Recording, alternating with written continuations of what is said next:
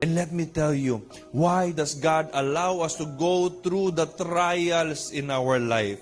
Bakit hinahayaan ng Diyos na dumaan tayo sa testing at trial moments?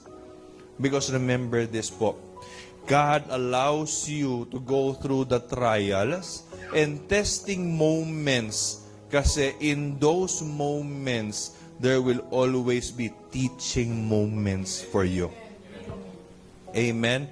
In every trial, in every testing moment, are always teaching moments pagdating sa Lord. In every situation, God is teaching you something. Kaya ka lang naman natatakot, kaya ka lamang nahihirapan kasi ayaw mong magpaturo.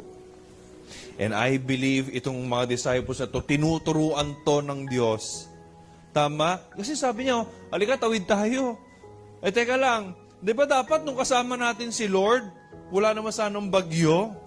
Bakit? Kasi si Jesus nga, kaya nga niyang bumuhay ng patay eh. Di ba? Bungol nga, nakarinig eh. Bulag nga, nakakita. Pipi nga, nakasalita eh. Patay nga, nabuhay. Tapos ito, bagyo, hindi matigil. Di ba? So, ako po, naniniwala po ako, pinadaan po sila dito ng Lord, may tinuturo si Lord. Amen? May tinuturo po si Lord sa kanila dito. Kaya po, sila pinadaan sa ganitong moments, hindi lamang may teaching moment kasi ito ay purposeful moment. Right? May purpose po ito. Hindi lang po ang pagtuturo. Na bago ka makarating sa fruitfulness, bago ka makarating sa multiplication, kailangan mo muna na matutunan yung pagiging Christ-likeness. Amen? Ano po yung Christ-likeness sa ating mga buhay?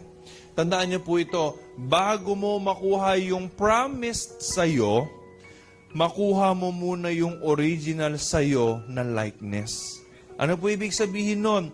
Kaya nga po, di ba ang sabi, ulitin ko po yung pinag-usapan natin kanina. God created you in His image and what? So, hindi mo pala pwedeng madaliin yung fruitfulness hanggat hindi mo na perfect ang likeness.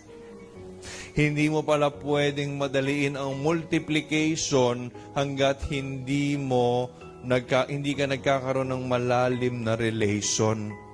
Amen?